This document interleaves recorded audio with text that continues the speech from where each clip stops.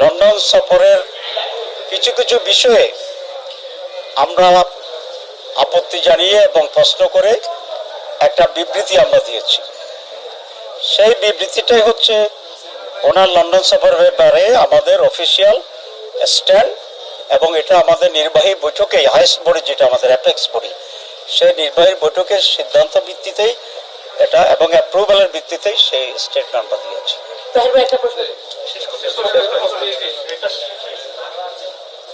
মাননীয় প্রধানমন্ত্রী, মাননীয় প্রধান উপদেষ্টা লন্ডনে গিয়েছেন অ্যাওয়ার্ড আনার জন্যে, টাকা ফেরত আনার জন্যে, এবং ওনার উপস্থিতিতে বাংলাদেশের অন্যতম বৃহৎ দল Bangladesh nationalist party BNP executive প্রধান বা ভারপ্রাপ্ত প্রধানের সাথে ওনার সেখানে একটা বৈঠক হয়েছে এবং সাক্ষাৎ হয়েছে।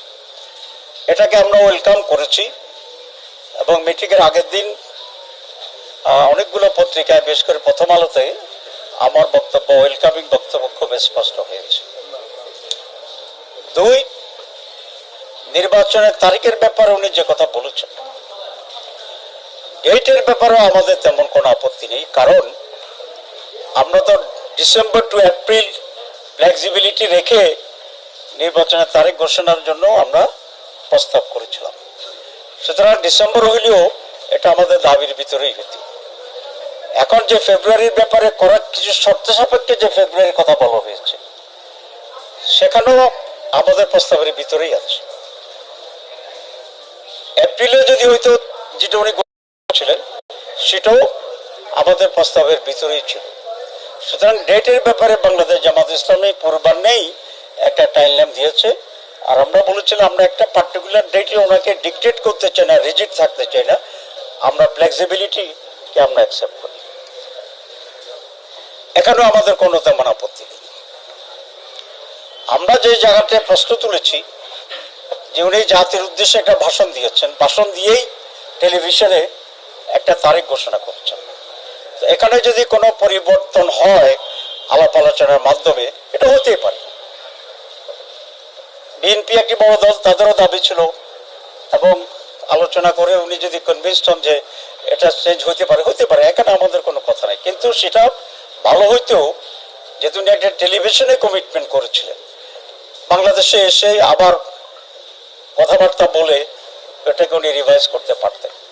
2, আমরা বিশ্বের সাথে দেখলাম যে উনি একটি দলের প্রতিনিধির সাথে জয়েন্ট স্টেটমেন্ট করেছেন, যৌথ বিবৃতি। এটা পৃথিবীর ইতিহাসে রিপিট হয়েছে, আসছে কিনা আরো এক্সাম্পল আমাদের জানা নেই। বিভিন্ন দেশের সরকারের সাথে প্রধান বিরোধী দল বা পার্লামেন্টের প্রতিনিধিত্বকারী দলগুলোর সাথে মিটিং হয়, কারণ তখন তাদের একটা স্ট্যাটাস ডিফাইন্ড। তো এখানে বহুদলীয় গণতন্ত্রের 100-এরও বেশি দল আমাদের দেশে আছে, তাহলে তো এমন এক কালচার তৈরি হবে, উনি যার সাথে কথা বলেন একটা জয়েন্ট স্টেটমেন্ট করতে হবে। আমরা মনে করি এটা নজিরবিহীন ছিল এবং এটা প্রপার ছিল না। এতে অন্যান্য বাকি সকল দলেই কিছুটা বিব্রত হয়েছে, আমরাও সেরকম এটা ফিল করি। ব্যক্তিগতভাবে জামাত ইসলামী নয়, অ্যাজ এ হোল সকল দলগুলো এখানে কিছুটা বিব্রত হওয়ার মতো পরিস্থিতি রয়েছে। জয়েন্ট স্টেটমেন্ট এবং জয়েন্ট প্রেস ব্রিফিং, এখানে আমাদের আপত্তি। বিএনপির ব্যাপারে আমাদের কোনো বক্তব্য নেই। আমরা সেই কারণে আমাদের এই ধারণা হয়েছে যে মাননীয় প্রধান উপদেষ্টা তার নিরপেক্ষতা হারিয়েছে, এবং এভাবে যদি চলতে থাকে তাহলে যে সংস্কার কমিশন আছে এখানেও তারা খুব বেশি অগ্রসর হতে পারবে না, এবং এটা অনেকটা পর্বতের মুশিক এটা প্রসব করার মতো একটা পরিস্থিতি দাঁড়াবে, কার্যকরিতা হারাবে। সে কারণে প্রতীকী প্রতিবাদ হিসাবে আমরা গতকাল আসিনি।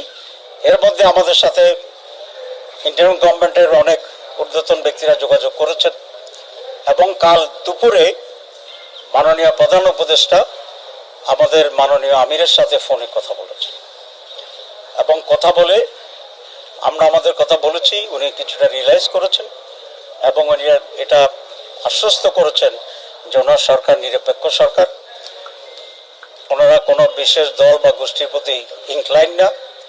আগামীতে এসব ব্যাপারে তারা নিরপেক্ষ এবং স্বচ্ছ ভূমিকা পালন করবেন এবং সে ব্যাপারে আরো অনেক যত্নবান হবেন। এই পরিপ্রেক্ষিতে ওনার সাথে কথা বলা এবং অন্যান্য কর্মকর্তাদের সাথে কথা বলার পরিপ্রেক্ষিতে আমরা আজকে আবার আসার জন্য সিদ্ধান্ত নিয়েছি। আমরা কোনো কিছুই অচল অবস্থার সৃষ্টি হোক সেটা আমরা চাই না। আমরা সবসময় ইন্টারিম গভর্নমেন্টকে সহযোগিতা করে আসছি, তো কিন্তু যেখানে ব্যর্থ হয় সেখানে অবশ্যই আমাদেরকে কথা বলতে হবে। আমরা শুনেছি, আমরা আশা করি আমরা এখান থেকে রিফর্মস কমিটিতে আমরা রেগুলার থাকতে পারবো।